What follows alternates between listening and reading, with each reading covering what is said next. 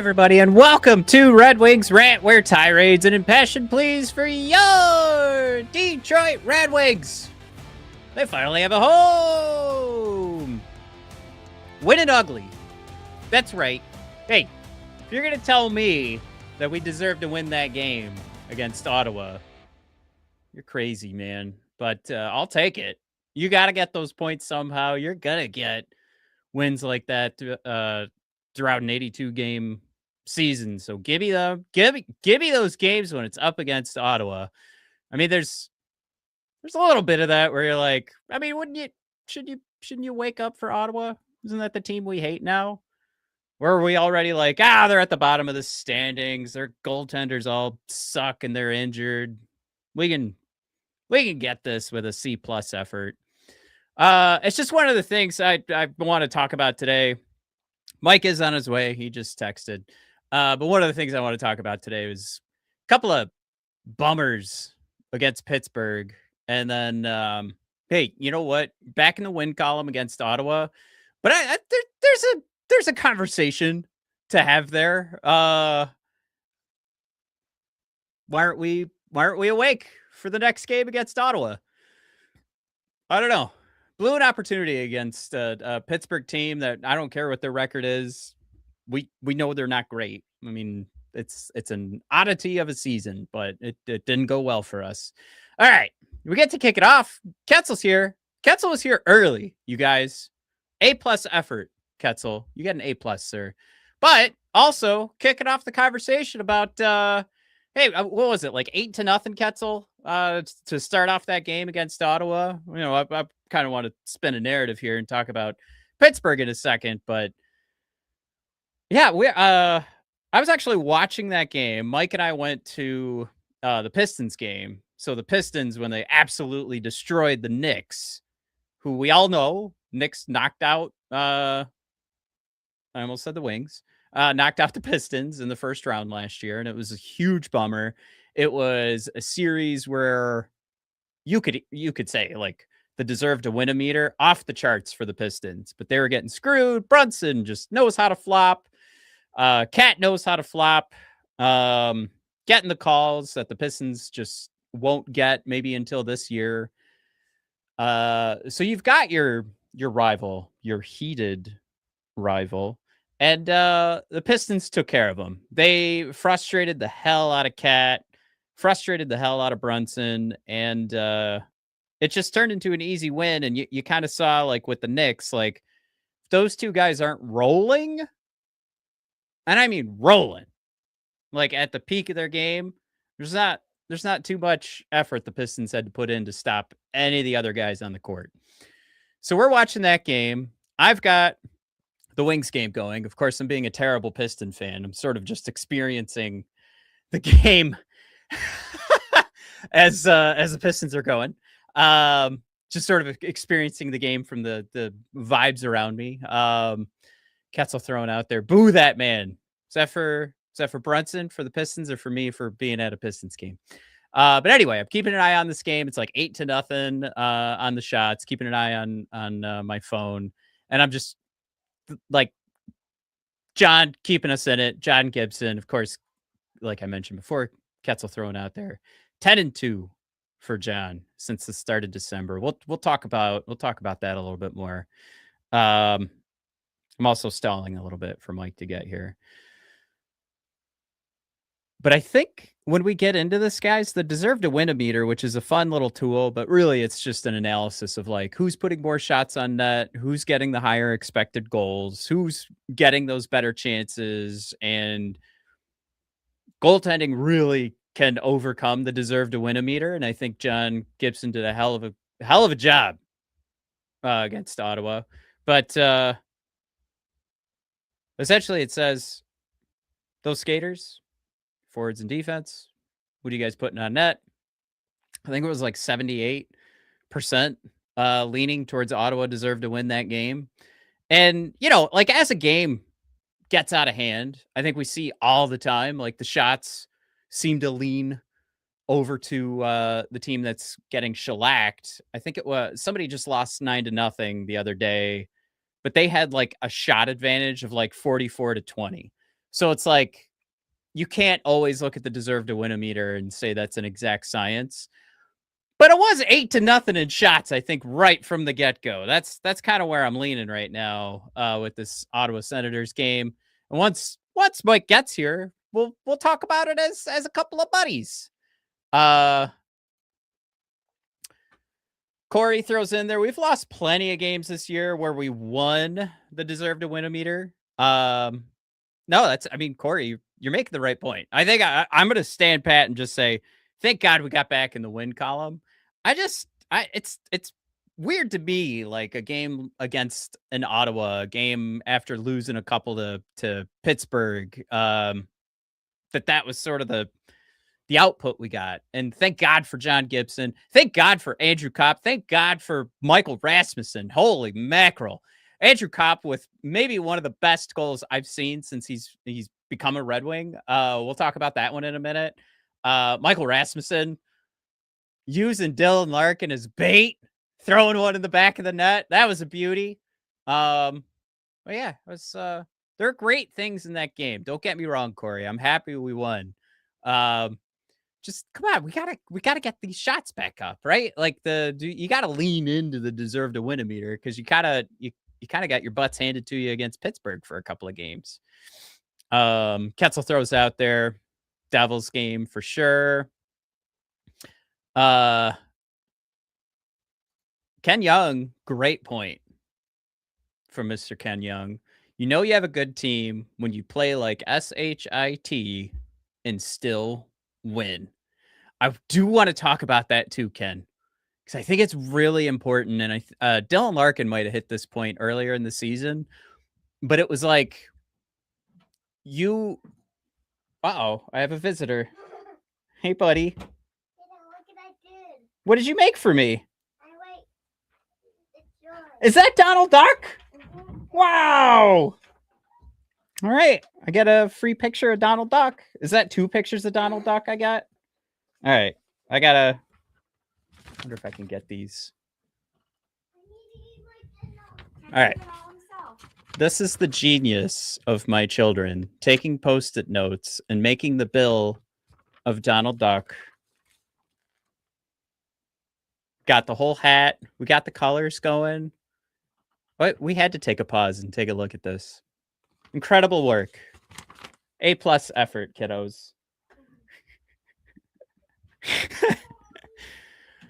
What were we talking about?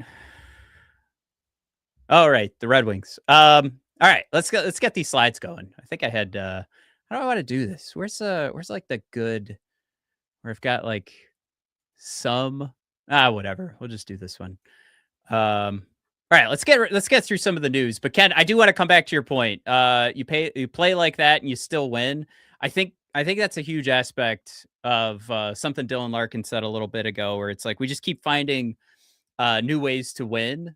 And if one of those ways is to allow your goaltender to get you a win, that's something we haven't.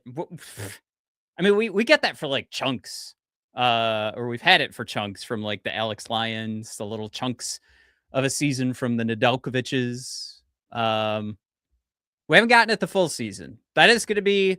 We already got a good chunk from John Gibson that was not impressive. Now we're in the impressive chunk. How long is that going to last?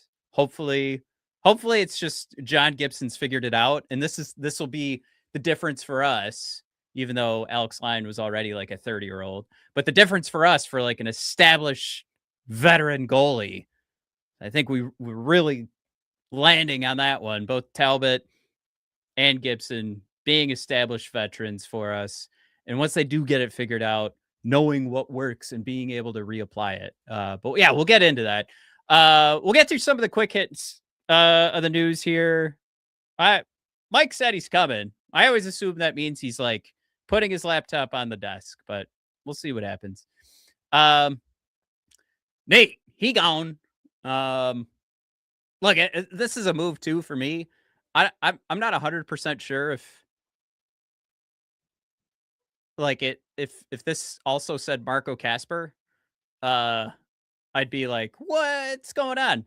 But at this point, I think we've seen the flashes from Nate. I don't think this means anything too terrible. I think this definitely leans into like, yeah, this is reasonable. And yeah, like we've been talking about for a while, secondary scoring's been tough to come by.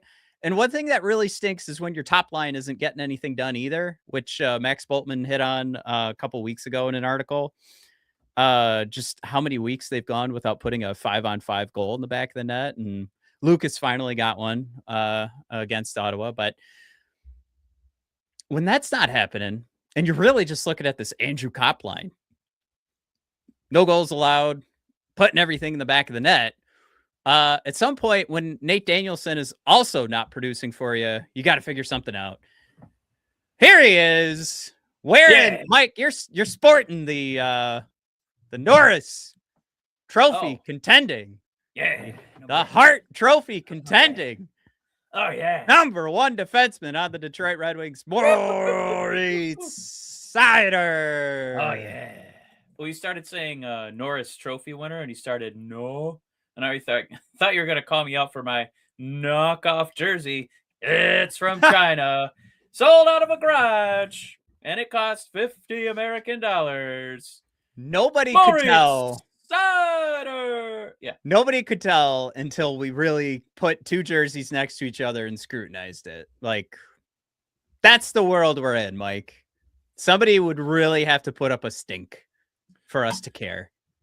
I think you made the right choice.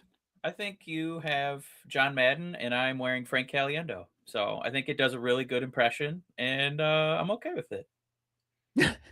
Wait. Yeah, I just called you John Madden. That sounded like John Madden? Boom! Yeah. No, your Centennial jersey is John Madden. I'm wearing the impression, Frank Caliendo. That went way over my head. You know how excited I was thinking that I could do a John Madden impression for a second there? And then my brain really broke down because it was like, do people do Frank Caliendo impressions? Like, how does that work? What's this shirt you're wearing? Are you doing an Adam Scott impression? What is this? This is straight out of work. You wear sweaters and plaid collars now? Yeah. I had no idea Adam Scott was a special guest today. That's pretty exciting. Yeah, isn't that cool? All right, so we talked about the sad news, Mike. Nate's gone. He's gone? Oh, well, he's Grand Grand Rapids. Okay. I thought we traded him to Minnesota for Quinn Hughes. I was going to be really excited. It is funny right now. I was listening to Puck Soup earlier today. The two top defensemen since that trade are Moritz Seider and Quinn Hughes. Be sort of cool to have them both on the same team. Would have been a nice luxury. It's okay. We got Mo. It's okay. Hey, Kosa inching his way closer to this team. Now, I still say, like, every season, it feels like Kosa perfects the league that he's in, whether it was when he was with the Edmonton Oil Kings, and then I think he finished the season in Toledo, and then he perfected the ECHL, went a full season of, like, just dominating, then comes to the AHL, struggles a little bit to end the season. Then he dominates in the AHL, although this is going to be second full season. But now he's like eclipsed like domination. It's like, get him out of there. But he's at this point now where if this season ends and we haven't seen Kosa, what a good thing that is, because that means Gibson and Talbot are playing their nuts off. But that being said, Ketzel, just what a banger. Mike likes his jokes, his comment of the episode. Ooh, Ketzel throws out there, trade Talbot to one of them 10 teams hurting for goalies right now. Bring Kosa up. But I just want to remind everybody, when Kosa gets that call up to the next league, he does struggle. So just prepare yourself. Ketzel, I agree with you. Get something out of that Talbot contract. And what he's given us so far, obviously it's not like elite goaltending. I don't hate Talbot in any way, shape, or form, but I don't need to keep him on this team for another second. If there's somebody out there looking for him, send him on his merry little way. End the Grand Rapids Griffins dominance in the AHL and bring Sebastian Kosa up to the main roster. Do it right now. I mean, across the major sports, it's still crazy to me that he is Another great toiling. point. Hey, Wingnut saying when Augustine's season is over in April, Grand Rapids is going to have 3 goalies. So pretty excited for all 3 of those guys to share crease time. Another great reason to let's clear out some of the mess going on with these that's goalies. Dan B. Yeah. Yeah. No, it's just another accolade for Akosa, right? And it's like, what else do you want me to do? This is becoming the cousin in The Bear, where he's literally learned all the jobs of what you could possibly do in the kitchen. And he must have just folded a napkin wrong at some point, and they're waiting for him to fold the napkin right before they send him to the NHL, because it's crazy. I mean, you're telling me Edmonton is not sniffed around on Talbot? What a nightmare goalie situation that is. Or my God, even Pittsburgh, now that they have Skinner, going, ugh, all right, give us something else. This guy sucks. Well, plus what? Edmonton trades for Yari, and then Yari's out now. Is he still injured? That was nuts. Yeah, he did. I think he immediately got hurt. Yeah, he immediately got hurt. So it's not like there's teams that aren't lacking for goaltending that we could make trades with. It's just right. The only thing I can hope is that they're not moving him, because what's coming back as a rental of a 38-year-old goalie is like a 5th round pick, and at this point, you'd rather just sit. What are you going to do with a 5th round pick, really? Besides, put depth in Grand Rapids someday, but. I thought the goal was to win a Stanley Cup, or at least get in the playoffs. Is Kosa a downgrade from Talbot at 38? Like, is that ice time being dedicated to a 38-year-old guy who's kind of tapered off a little bit after the initial start? That's not valuable to us.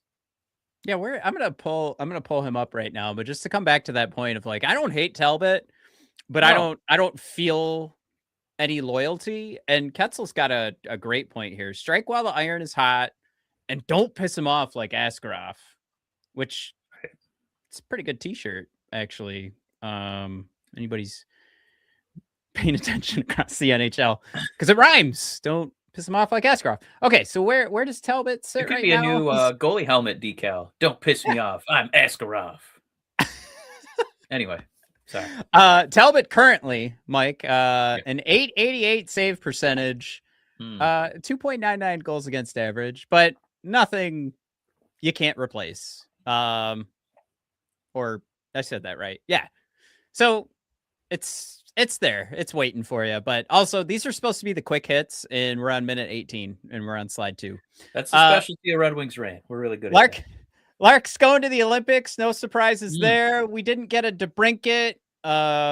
Definitely weren't going to get a Kane. I know they were trying to sell that on the Wings social media before the season started. But DeBrincat, they're doing that like the NBA always sends. Like, LeBron's going to keep going, even though he's not even playing anymore. Like, it's a young man's game. I get it. Well, I found out that DeBrincat. So Team USA, they're gonna face Canada and lose. DeBrincat is one of 5 guys that are the top 10 scoring forwards in the NHL that are American that did not make the team. And if you go back to 18, what did I say? 5 of the top 10 scorers. I think it's like 12 of the top 18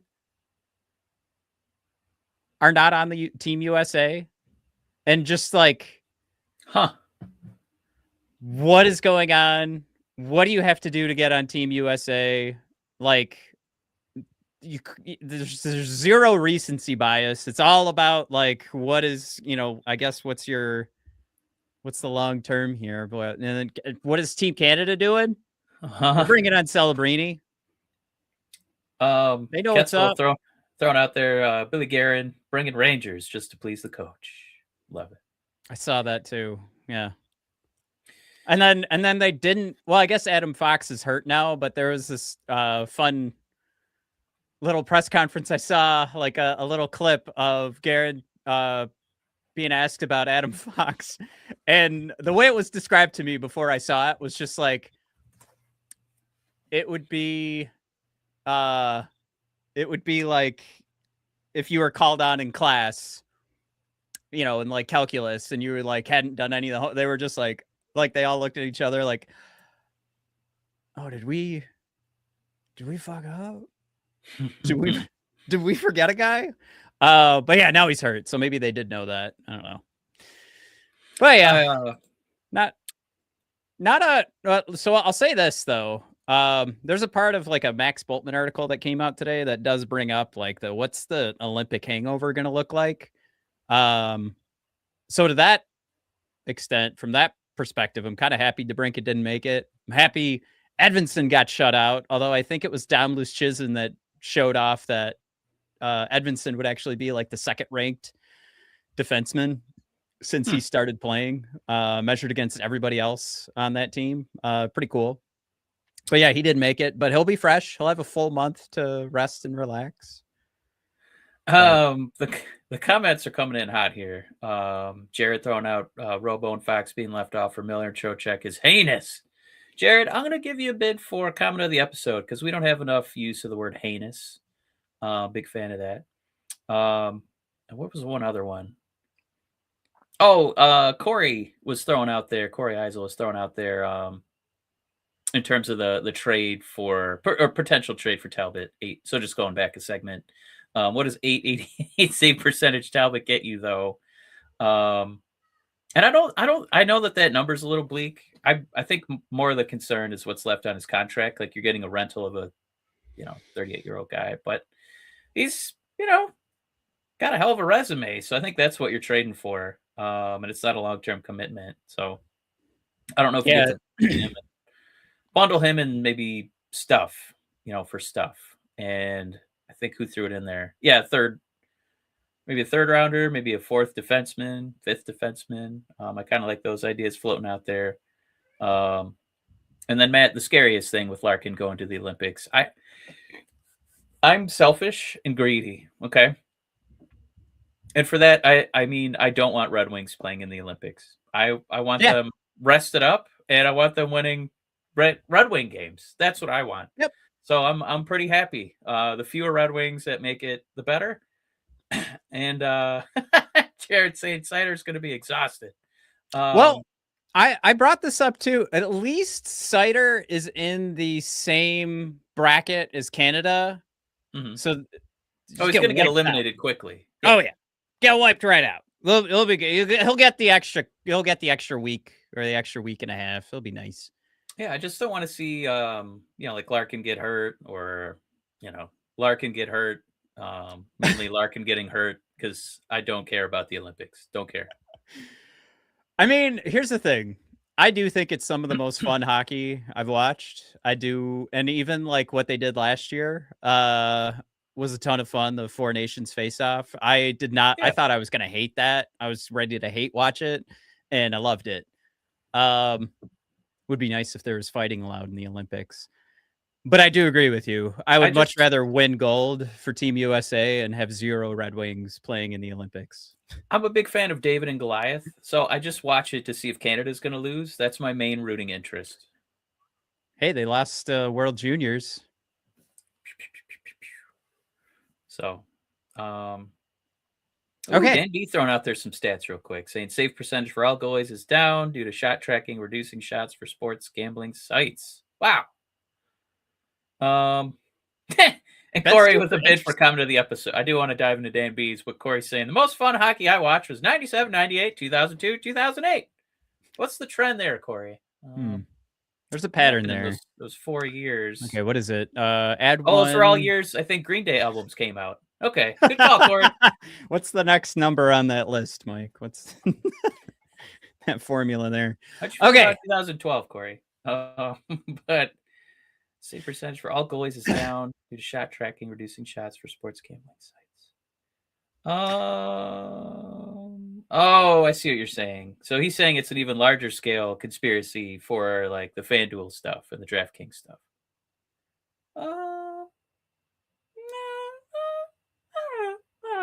Maybe we're just getting. I don't know. Maybe we're just getting better at offense. If that's, I'm going to throw out there. If that's being reported out there, that's super interesting. Like I'd like to read about that and see if Oh, see what's going on there. I've started going on rabbit holes about who the people are that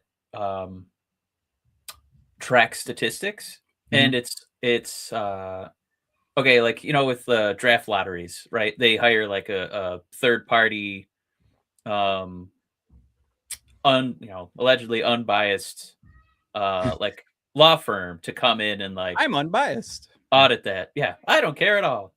Um,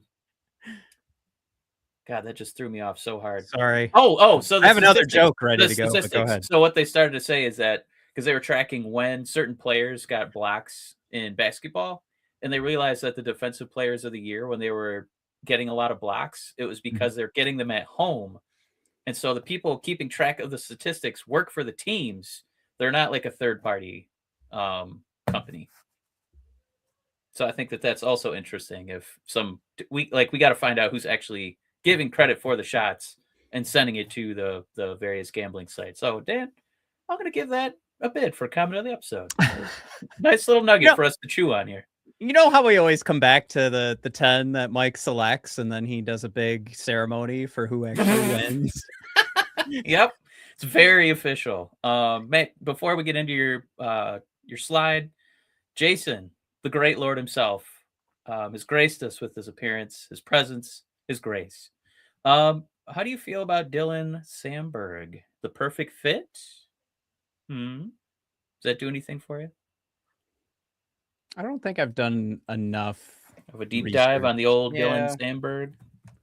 we can start something right now. There's something somewhere that we can just start having the conversation and having the thoughts. Why do I why do I lose excitement right away when I see that he's on the worst team in the NHL and it hasn't made a difference for them?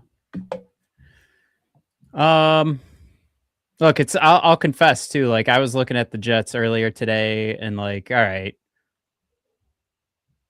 where do we find some inches across the league? Like we can't, the guys that would have been available When to you like say make the huge inches, do you mean difference. because he's 6'4"? Yeah, I like Where Ketzel can I get throwing a that few out there. inches? Yeah, give me a few inches of man. Some man inches.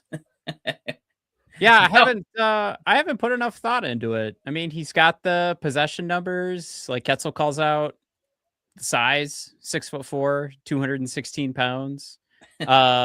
Jason, are you an agent for Sandberg? Look at him. 20 minutes a night, second pair, big two-way puck mover. He's got a great contract, huh, Matt? I mean, Jason yeah, giving and you the hard especially sell. The because old hard sell. you're trying to fix, right? Like your bottom four pairs. You're not trying to fix that top pair. So there's a lot of stuff here that could work out. I don't hate it. I like it, If I'm Jason. given just a top of the mind opinion and admitting fully, like I haven't given Dylan a second of thought, including the fact that I was on Puckpedia today going through Winnipeg and it did not click in for even a second. Jason just throwing out another comment made me laugh. He said, I just pick a player every 3 weeks that becomes my guy for a trade. Hey, that's basically the MO for Red Wings Rant. So Jason, glad you're on board with that. I really like that comment. But Matt, you work hard on these slides. What do you got for us here? Well, I wanted to talk not about the Pittsburgh game. Boo! All right, go for it. I wanted to build the narrative just around that Pittsburgh series, those two games back to back. One game was obviously, we kept highlighting here the 4-1 loss, but the other was a little bit closer. But both games, you were thoroughly outchanced and outplayed. I think I like one of the things that Todd said here. They were everything we wanted to be. And then Todd was talking about losing battles in all three zones. Game measurement and intensity has to improve. This is all coming from Todd. Standards matter more now than early in the season. And where I wanted to take this in this narrative was just like Ottawa, right? Like you've got this rival that we've kind of set up for ourselves where it's like we're both growing on the same timeline. Ottawa gets to the playoffs. first, but now they look like absolute garbage. But a lot of that is due to their just horrible goaltending, injuries in net. But even before the injuries, the goaltending wasn't amazing. So I throw in there, you've got your natural rival for some of those reasons, perfect emotional and competitive measuring stick. And we needed that response. But we got the win. But I think we lost the deserve to win meter like 78 to like 20, 22%. And we were outshot from the get-go like 8-0.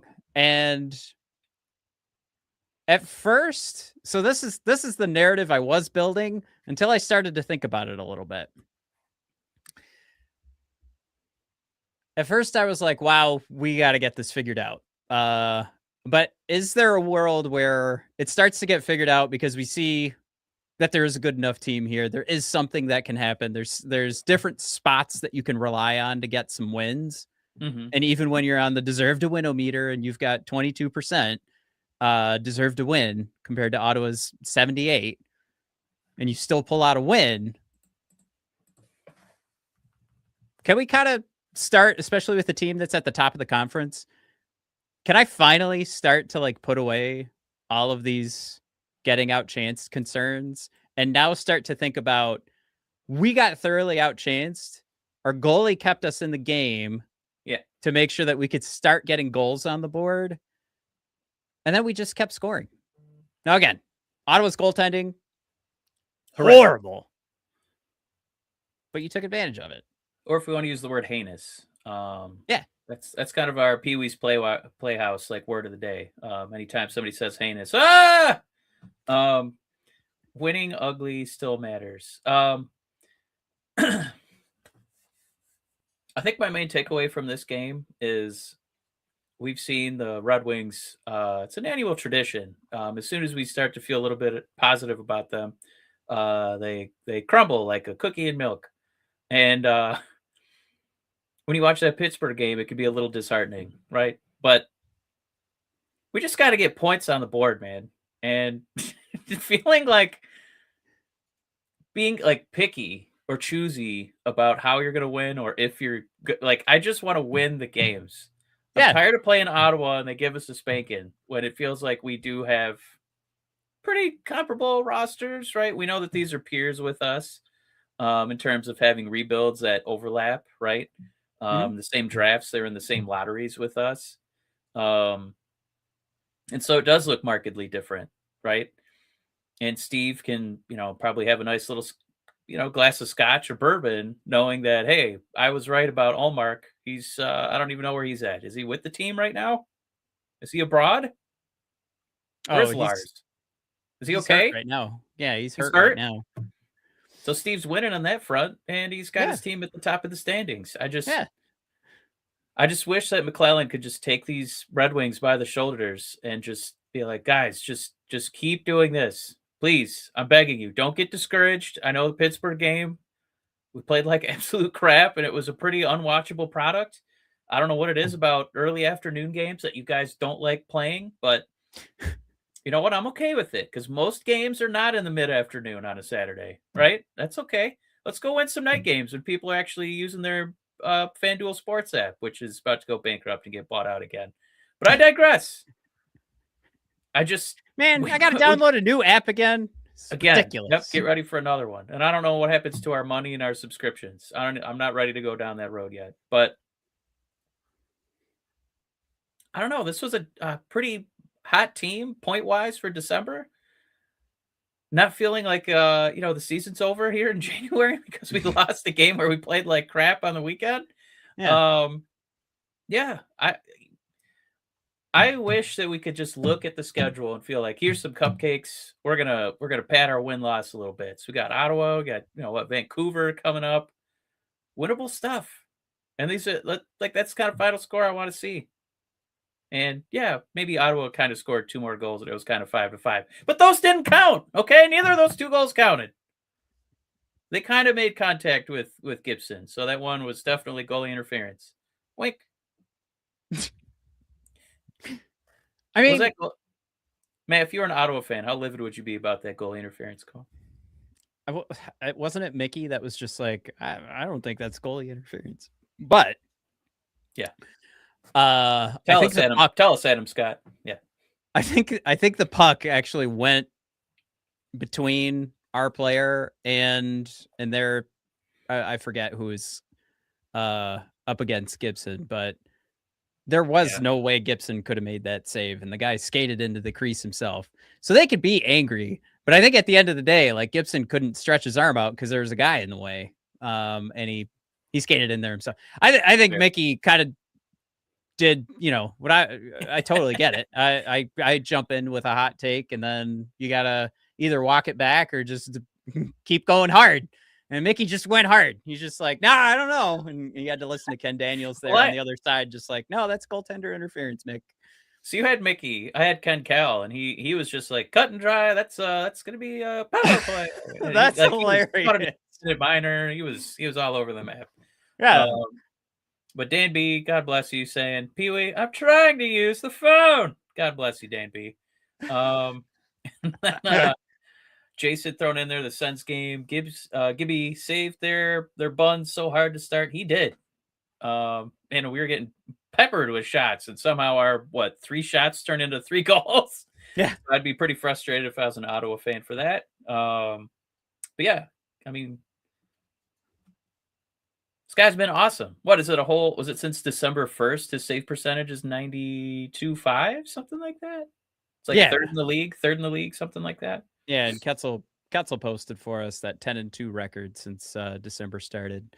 There's another huge aspect here, Mike. We don't. What do you got? Oh, man. We don't talk enough about the core surgery of core injuries. My God.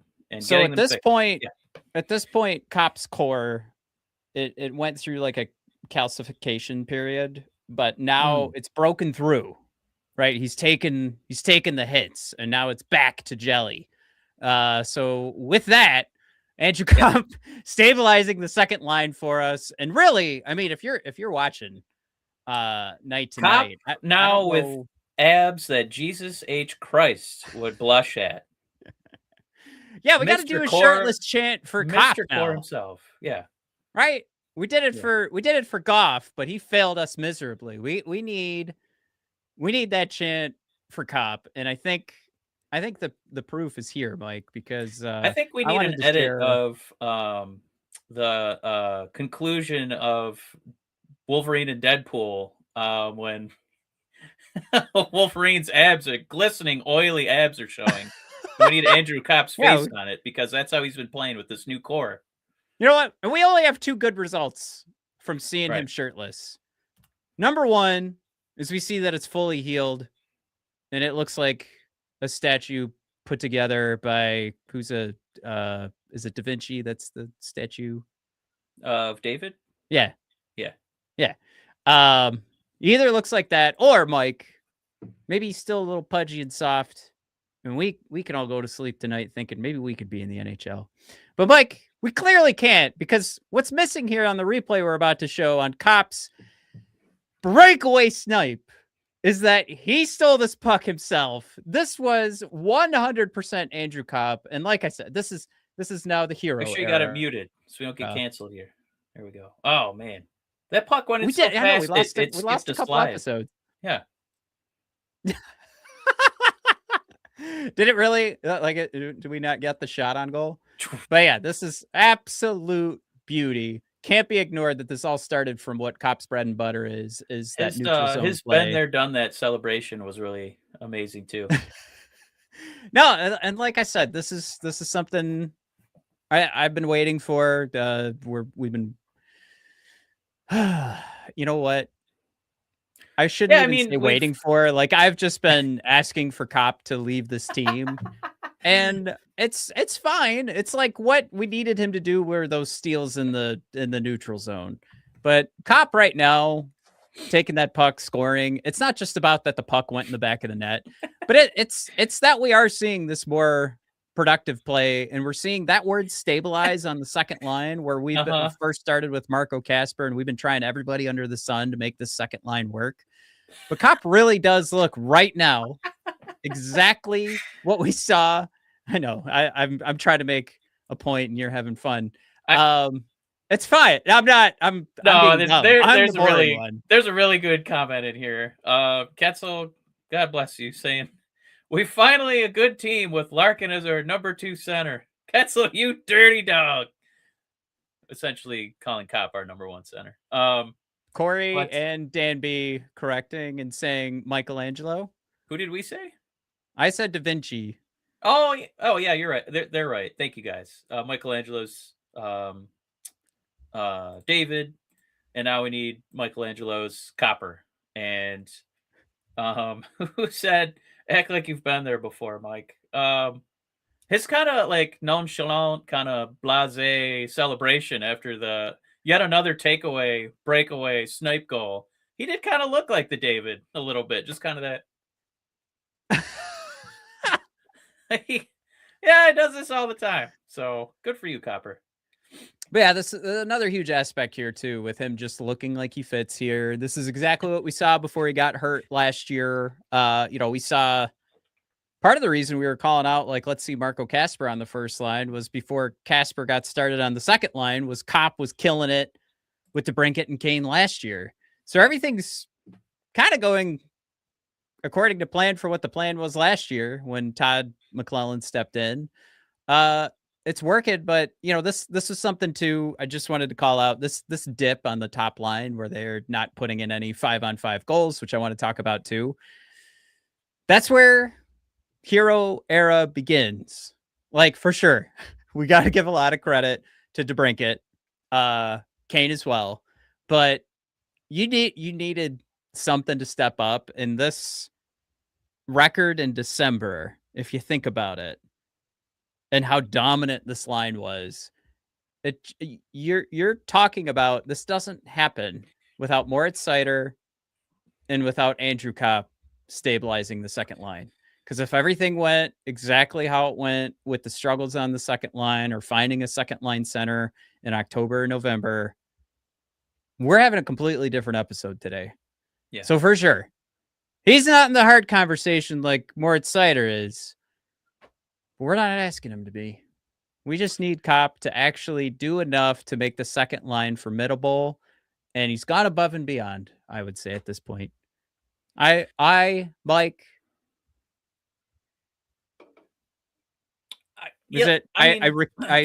recuse all of my hate, all of my negativity. Red Wings Rant blessing. And now Matt's going to put his money where his mouth is and buy a Centennial Copper jersey. If that's what I need to do. That's what it takes. I think all we need is some votes in the comments today. If we get 3 votes, all right. If we get 10 votes today for Matt to invest in a Cop jersey, Matt will think about it. How about that? I'll give you guys a whole week till next episode. I need 20 people to comment. 20? Matt needs to buy a Cop jersey. I need 20 people. All right. We'll do 20. You guys got a whole 20 week. Pro Cops. I need you guys to spam those comments so that Matt gets a Cop jersey because it's going to be the greatest time of my life. I can't wait for that to happen. And when I repost this on TikTok, that doesn't count. That double counts. You guys can vote here and on TikTok. But no, just the last thing on that on Cop. Yeah. I think last year just thinking about Cop getting hurt, right? Not being able to lean on him. And it felt like that line was a little bit more like relying on the finesse, right? And now seeing DeBrincat just being a wild Tasmanian devil out there, banging into people so he can get the puck and, score goals off of turnovers, knowing that a lot of the play is driven by Andrew Kopp. He's getting a lot of compliments from like Kane, from McClellan, the commentary when you watch the home games. It's just, it's a different kind of line. It's not a puff piece. There's 2 guys out there banging away, like getting real hockey goals. So it's a real treat to watch. And I'm pretty excited to watch more of them together and to get more jokes about him being our number 1 center. Bless you guys. And Blake is here saying, I need to buy him a jersey. Blake, remind me why we owe you a jersey and we'll see what happens. He won our fantasy league last year. I asked for his contact info. We do owe Blake a jersey. I asked for his contact info, and he said, no, it's okay. Oh. Well, that was the game. That was the rules. And Blake didn't participate the right way. So technically he's owed a jersey, and he won't give me his contact info or select. Do we have one for him? Because I can get one for him. No, we don't have one. He needs to tell us what he wants. We also need your size, Blake. We're right here. We got witnesses, Blake. This is on tape. It's on YouTube, Blake. I can pull it up on YouTube. Yeah, we're just like Mr. Beast. A lot of people are watching this show. Says Blake is ignorant. Wait, Blake, don't say it about Blake. You're Blake. We already talked about the top line struggles, so we'll just move on from there. But we'll go back for 1 sec, because didn't we get one Raymond goal? I didn't see what line he was on. I was listening on the radio. We did get a Raymond goal. It was a 5-on-5. I thought I had the lines up there. There they are. So top line at the listed as Casper, Larkin, and John Leonard, who got called up. Of course, we already talked about Danielson getting sent down. Second line, our dominant one, DeBrincat, Kopp, and Kane. Excuse me. Van Riemsdyk, Kampfer, and Lucas on the third line. Of course, Van Riemsdyk is probably the highest points per dollar spent with his $1 million contract coming in. And then the fourth line, Finney, Rasmussen, Appleton. So I actually put these slides together talking about the first line and is a change necessary. I put those together before the Ottawa game. So Todd was like, yeah, it's necessary. Here you go. I just really like that McClellan is like Carl Weathers on Arrested Development. Like they send that kid down and he's like, whoa. Well, you take him home, throw him in a pot, add some broth, a potato, baby, you got a stew going. Like he still wants to keep Leonard up there with Larkin. He's got a little stew left in those bones. Danby wants to know how it's going this year in fantasy. Leonard is a free agent in our fantasy league, by the way, if you guys want. Oh, Mike's been keeping an eye on him, apparently. Yeah. What do we look like right now? Mike, I think you and I are playing each other this week, but you are giving me a spanking right now. I just had one more goalie start than you, I think. That's all. Oh. Yeah, you're not any good. Yeah. It's all smoke and mirrors. Ketzel goes, not great for me. Brand new, great point. JVR already matched Tarasenko's season goal total, so that's nice to know. Isn't that crazy? Like how noticeably good JVR is.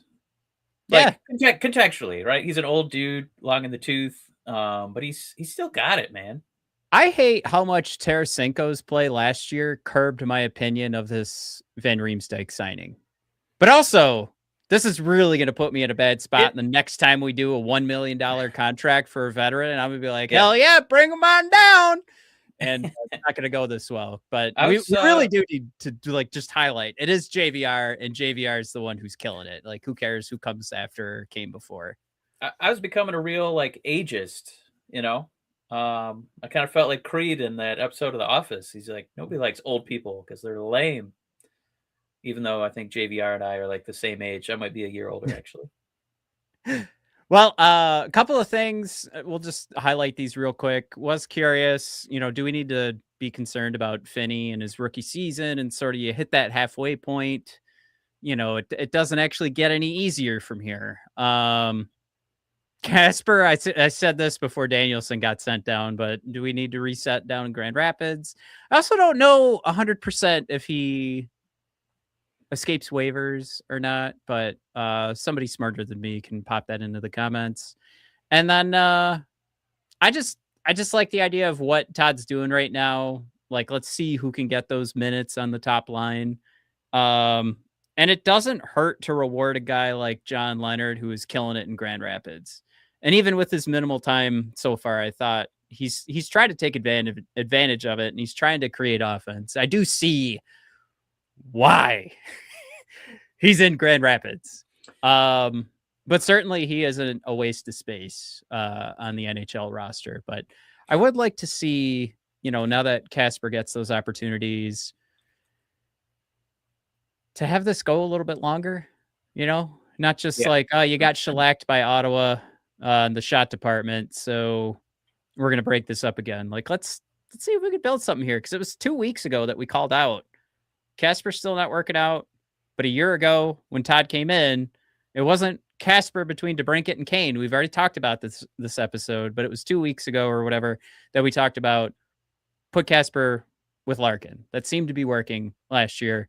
It's just we saw it like for a moment this year, and it does kind of stink. At the same time, we also moved Raymond down to the third line, but we got it figured out. I don't hate rewarding JVR either, giving him a Lucas Raymond to play with, because JVR really packed up the stats against Ottawa too. So I just wish, and I know it's kind of tough, like the rules are different between hockey and baseball, but it's just like, calling up a relief arm or like a minor league guy to come in and start a few games. Like, it just kind of feels like if the guys can go back and forth, like, bring up a hot dude. Yeah. Bring up like a hot, sexy dude, like with a couple of inches on him. You know what I mean? Just a 6'4" guy. Yeah. Let's jump into our heated rivalry conversation. See, we're really good at segues on this show. I do have a slide. Oh, thank goodness. But yeah, with Leonard, I think that's what this is. It's a response to a dude, playing well, reward him. Hell, there's a little bit of meat on that, and put a potato in it. We got a little Leonard stew. So I don't mind him being on the first line for a little bit here. Next conversation here, Mike. This is where it's going to start to get juicy, because I think a lot of February is going to have to be this too, since there won't be any Wings games for a full month. But yeah, I think I could even just keep this slide in this spot till the trade deadline. But we're in that race, Mike. Standing pat carries risk. Aggression could balance the lineup. We got to talk about some trades. So, you and I have hammered Yzerman for years, right? About being really timid, seemingly indifferent to, the potential to add other people that you didn't draft. And now this year, almost everything is coming to fruition in terms of all the guys he's drafted. Do you actually think he's going to make a trade? Or is it going to be a peripheral, like, we really wanted to shore up our fourth goaltender in Grand Rapids, so Mrazek, come back home again. Well, I do think it's going to be a tiny trade. I like, and I've been pulling up all the Sandberg stuff since you guys mentioned it. Oh, yeah. Doesn't hurt. I know why he didn't show up on my research, because he's got that 3-year cap hit, or the 3-year contract. Yeah, I just default to like 2 and 1 year contracts. So he fell right outside of that.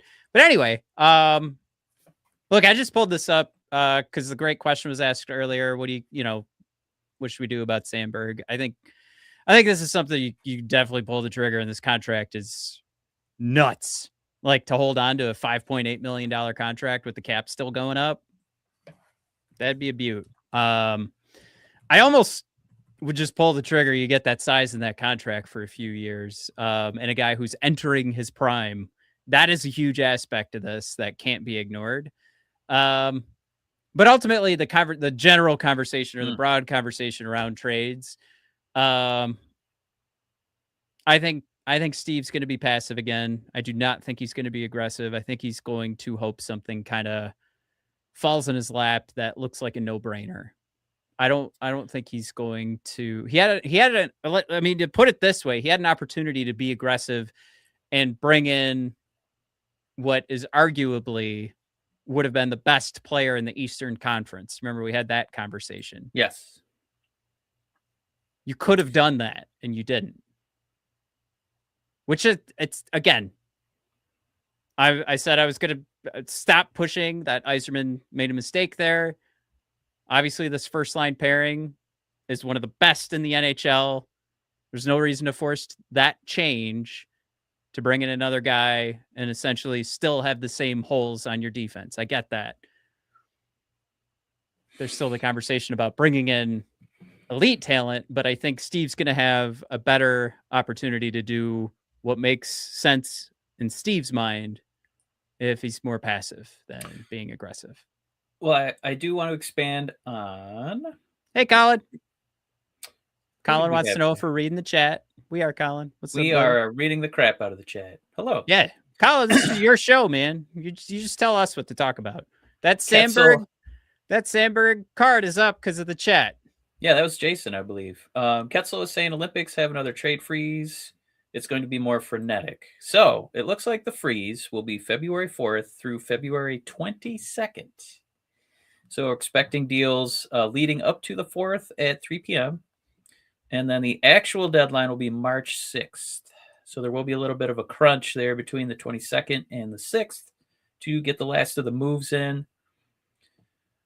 Man, if Steve had any kind of inkling to care about building excitement and enthusiasm, you make a trade on February 4th just so we can Talk be about it really for a excited month? about it for 3 weeks. Yeah, while we wait for the real hockey to start again. But speaking of Jason, he did make a wrestling reference, so I have to read this comment. He said, and by the way, if you guys want your comments read, just go ahead and make some wrestling analogy. 100% guarantee I'm going to read it. So Jason saying so many teams are in. Even Nashville's pulling an Undertaker from the coffin. Trade market is everywhere and yet nowhere. So, Colin, I just wanted to call out. I messaged you on TikTok. What I want to mention, this is perfect. Colin had 2 tiny gripes. Oh, That's all I got. Yeah. We got to hear what those gripes are, Colin. I don't know if you're typing away, if you're hammering that keyboard. Yeah, I want you to go fine. Kermit the Frog on that keyboard. Let's see what you I'm got. excited to see what those tiny grapes are.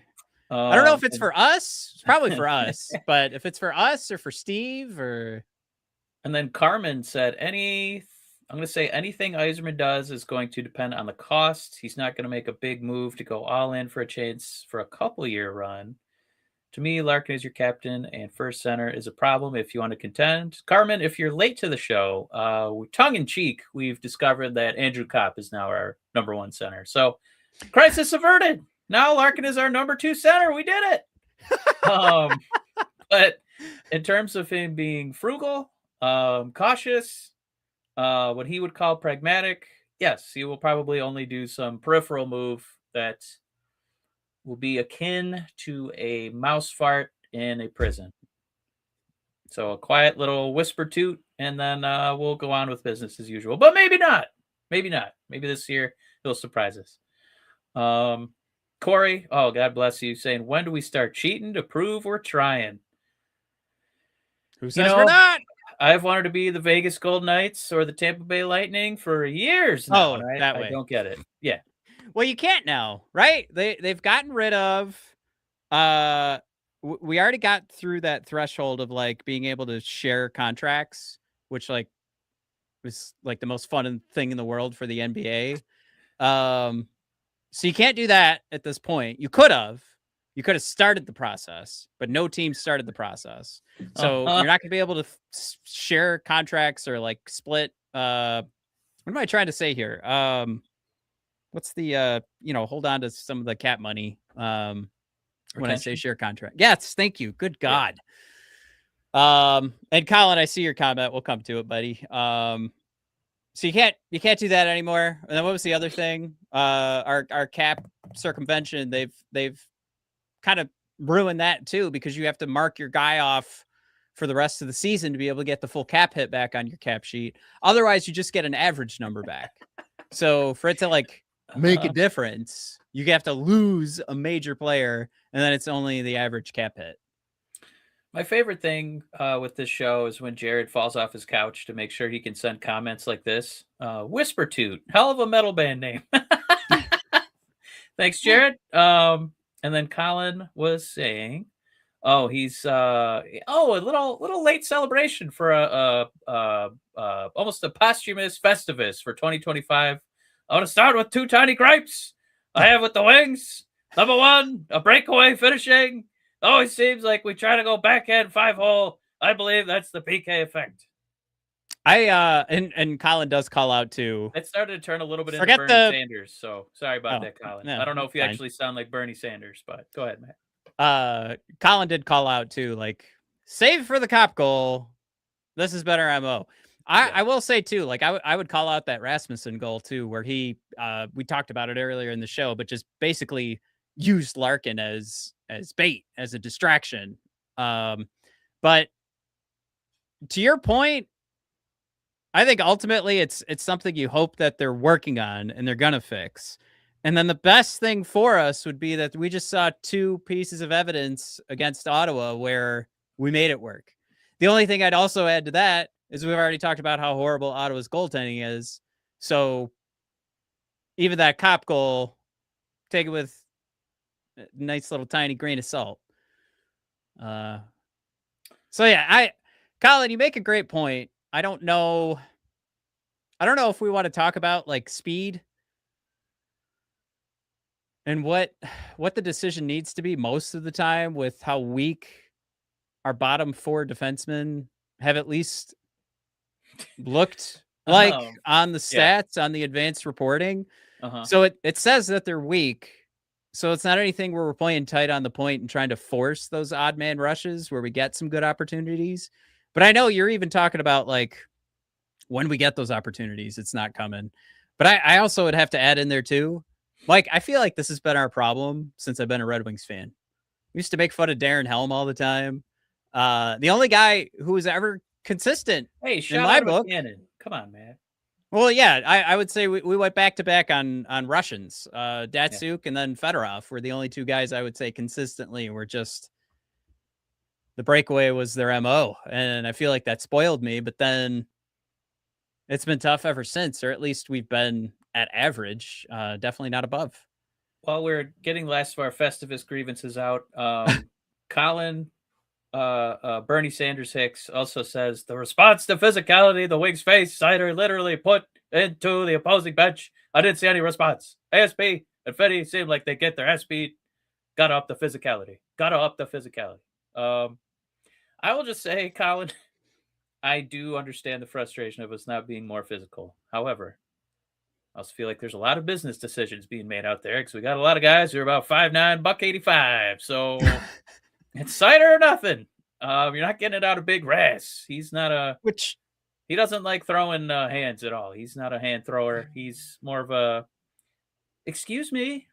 Yeah, that's kind of more he's more like Karl Anthony Towns. That's more his thing. He's not he's not really a bopper.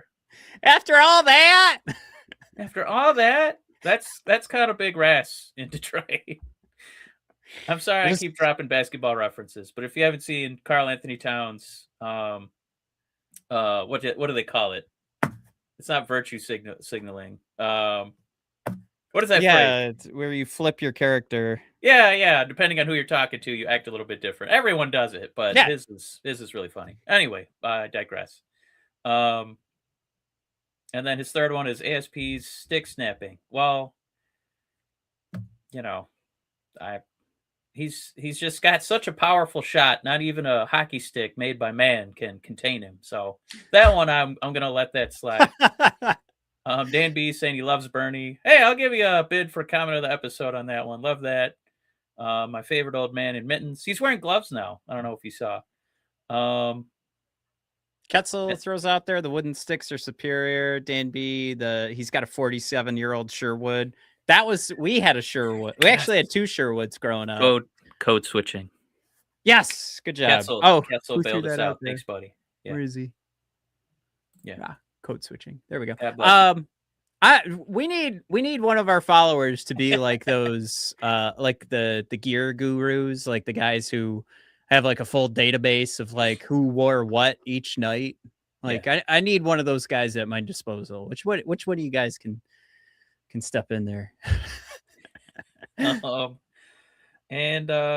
got a late bid here. We got Michael Scripp. Welcome, buddy. Always like to hear from another Michael saying Big Ras is too worried about getting his bell rung again with another concussion to throw hands.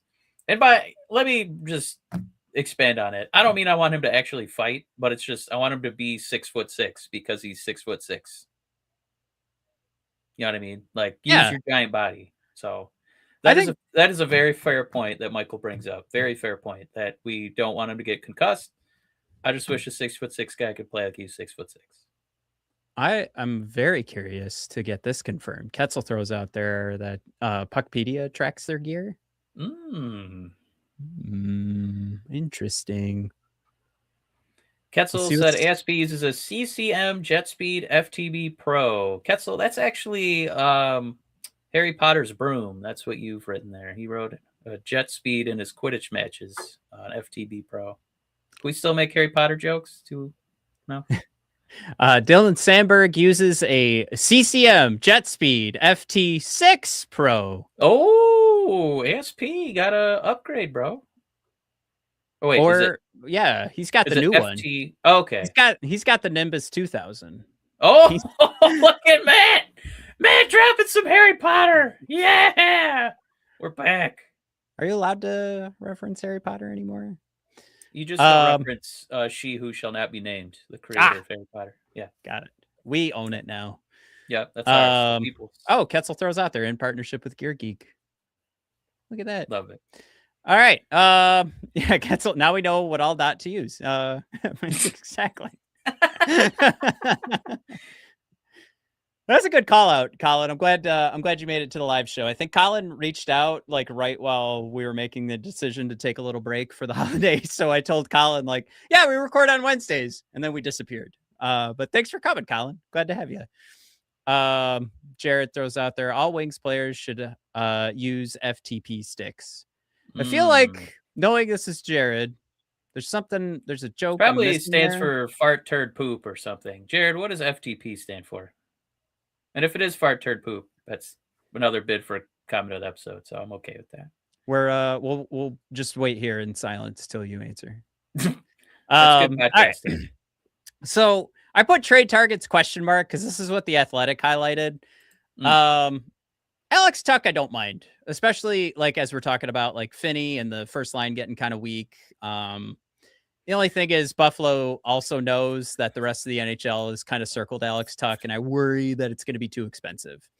Justin Falk kind of seems like he sucks ass.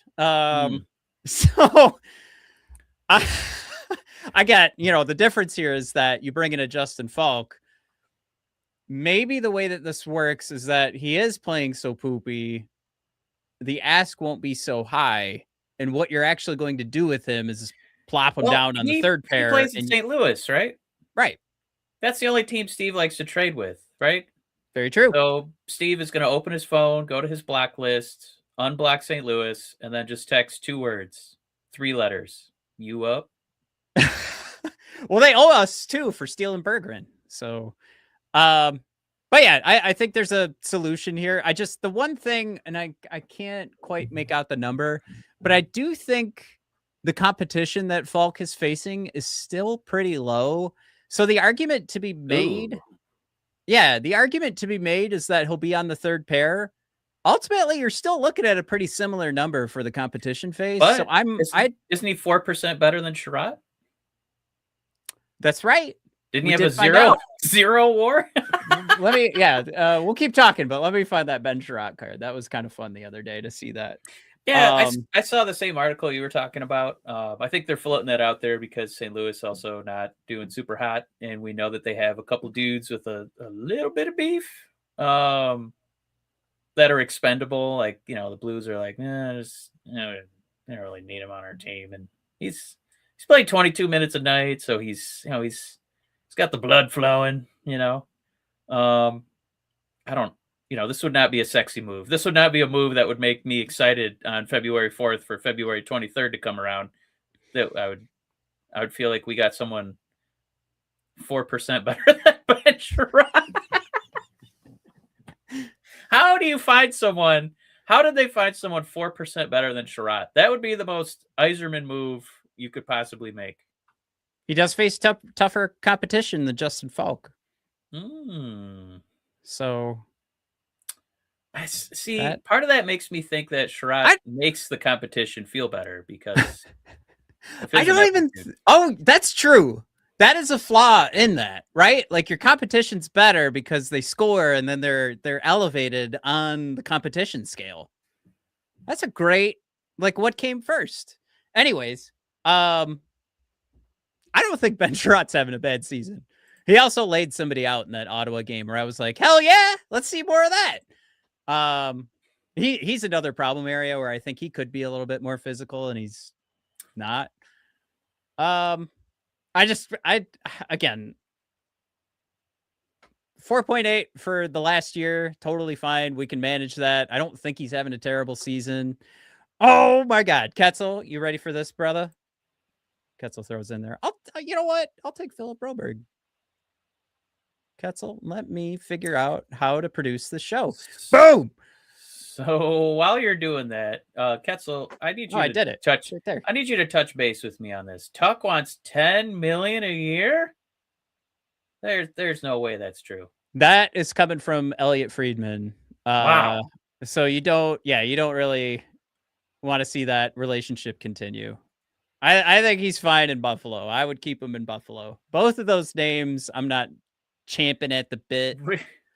I do want to see the Broberg card because this looks like a real hockey player. So I still want to throw in one more shenanigan before we get into something real. Did you?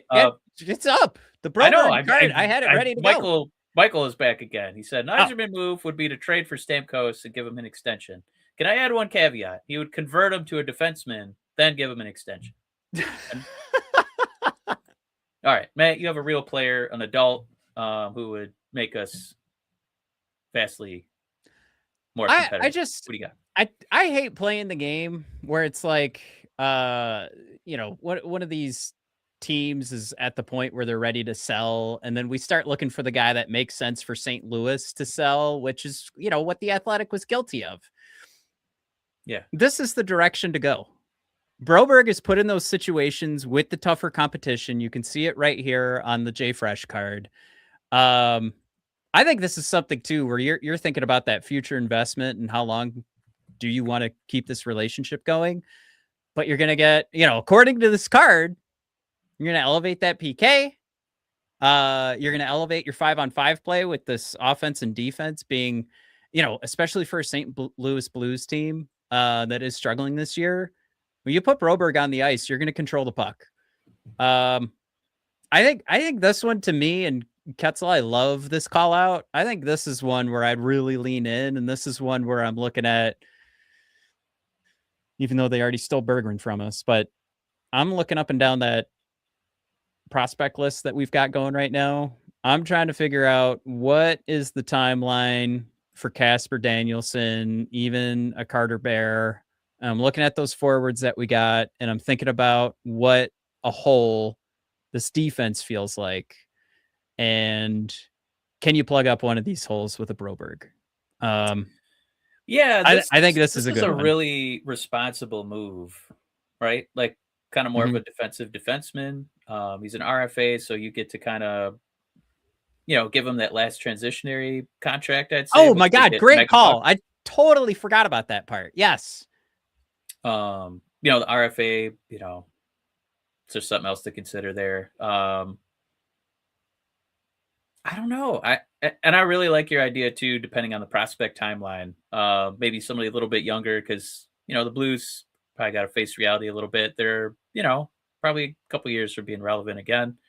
Do they want to pay this guy? I don't know. Oh, and another. Oh, Ketzel, you're killing it, man. You need to take over the show. Don't forget that Broberg is a Swede. Work well with ass. Speaking of getting replaced, Jared with another bid for comment of the episode saying it's $10 million to stay in Buffalo, but elsewhere, might just be like a normal $3 to $4 million contract. So the reason that Elliot said it was going to be so elevated was because the free agent market is just gone. Oh, so he is the free agent market. Yes. Gotcha. Well, we have a bucket load of money, so take some Detroit money, buddy. Yeah. So I don't know. This to me seems like one of those where it could really work out for the best here, where a guy that solves some of the issues you're having. as you go down from that top pair, get some more stability on the 5-on-5 play.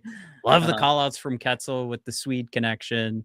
And then, yeah, like his like you talk about a Justin Falk and how he's not facing the toughest competition every night, but Philip Broberg is, and you see he's still got better stats. I would just worry that if you bring over Justin Falk because you made that connection with St. Louis and you're just like, hey, man, you're trying to get rid of some names. We'll help you out. I just think you're dooming yourself. It's not a guy you're going to want to have a long-term relationship with or keep on your team. And I don't think you're that 1 year that you're looking at either is going to feel really great based on these hockey cards. So I don't know. Well, I'm going to get Colin a Shea Buium rookie card because he is tooting the horn of Mr. Buium. I don't know if we're getting a call up. Well, he's back today, right? What was I'd have to pull up, not on the Wings with Grand Rapids. I forget what his injury was, but yeah, he's back. We'll see how that goes. I think that'll be you just kind of hope like things are going pretty good in Grand Rapids right now. You're just kind of curious how you fit in a Shy like into that chemistry, but they've also been, I don't know if you remember, we brought this up a little bit ago. The way Grand Rapids is just stocked right now is that they're able to just keep flipping the lineup every night. And guys just they're not going to play the full season and they're all staying fresh. So this is just going to extend that flexibility, but yeah, could also be something where maybe there's some movement coming. I don't know. Fun fact, by the way, Google AI says we would pronounce his name Shai Buium. Just like Zeev Buium, who got moved for Mr. Quinn Hughes. So Mike says, sell the farm for Werenski. Man, are you guys in my slides? Mike, good job. Love with it. The transition there. I also agree with this. Like the Broberg was like, I'm looking at St. Louis and I'm like, I don't want Justin Falk. Give me the actual good guy on this team. Like, Steve, do some work. I don't want the Frank players. I don't want Frank Caliendo. Give me John Madden. Right. I want the real one going boom. Go ahead. He's not Quinn Hughes, Mike, but I think it's pretty easy to say this is another one of those moves where the ask is going to be high, but this is one where I pay the high ask. You have another guy who challenges for the Norris, at least the last couple of years. And hey, we hear about it every time we play the Blue Jackets. You want to talk about Broberg and Asp having a good pairing? Zach Rowinski, best friends with Dylan Larkin. How many goddamn times do we have to hear that? But anyway, before we get too enamored of this idea, is there any smoke to him being moved, or we're just excited that there's a guy that Dylan made a friend? No, I think that's been a story for a long time, but you're just kind of looking at Columbus and kind of along the same lines as St. Louis, but you're looking up and down the standings and just trying to figure out like which one of these teams needs to make a move to kind of reset. And then also, is Zach one of these guys that kind of can see the tea leaves here? And he's like, well, I could keep this going with Columbus or see if I can play with my buddy Dylan on a team that's on the ups, bring my talents and my 100% even strength offense, the best left side defenseman in the NHL from a 5-on-5 perspective, bring that over to Detroit and see if I can put this team beyond the first round of the playoffs. But that started with which teams are struggling, which teams might be willing to make some big moves. I think if Vancouver's willing to move Quinn Hughes, Columbus should be taking phone calls on Zach. That would be our gargantuan acquisition. That would be one that would be moving jerseys at Little Caesars Arena. You'd see a bunch of Werenskis. Yeah, I think the price would be super high. I don't know if there's an extra tax because, Columbus is not a big fan of the city of Detroit. And he's pretty beloved in Columbus. I would love for this to happen. Do you feel like you've seen enough smoke that this is actually something in the works? I would say no. I'm not putting a lot of eggs in this Zach basket. I at least was tickled that somebody in the comments said this along with me. So, but the other thing too is just that Columbus is in dead last. We talked about how bad Ottawa has been with their horrible goaltending. Mhm. Columbus just comes to town every night with the same baloney that they come to town every year. So they're in need of some sort of move. And I just like, I mean, he's a Gross Point boy. Played for U of M. Look at this. So Little Caesars 18 and under. The Bell Tire 16 to 13. I mean, my man's got to come home. It's the perfect time. Columbus should be ready to make some moves, drop some draft picks, drop some prospects. This I would hurt that prospect pool. I would hurt that stock of draft picks that you've got. I'd move quite a bit to get Zach over here. I think a lot of this makes sense. You're having a lot of the same conversations that you had with Quinn. He's just, what is he, like 2 years older than Quinn? And he's just, I mean, the offensive production won't be what Quinn does, but you're still getting the balance of play that you're going to make the difference in the long run. I think Ketzel, he's reading your slides, and he's also reading my brain, because I really like his comment about Werenski and Sider is the top pair, and Simon the Pieman and ASP is the second pair. Woo-hoo-hoo. Man, oh man, is that a good top four? Woo! Yeah. Give me that. But we are at an hour 20. Oh my God. Wow. Hell of an episode. Sorry. Mike's like, hey, I'm ready to go to bed. Once you start talking trades, that just opens up the comments. It happens every time. That's okay. What else did we have? Sider versus McCarr in the Norris race, and heated rivalry.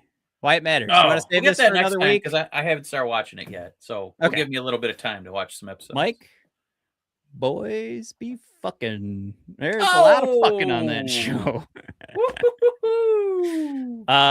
It comes in hot, heavy, and a lot of volume. It's just oh man. You thought that was applause? Those were cheeks clapping. made me blush, Mike.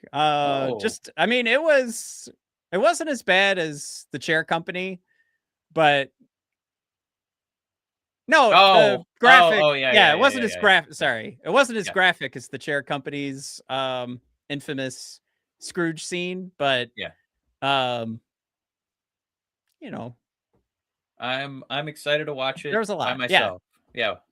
I mean, look, guys, if you don't want to, if you're like on the fence, it's got 2 of the highest rated episodes of television in IMDb history, better than Breaking Bad.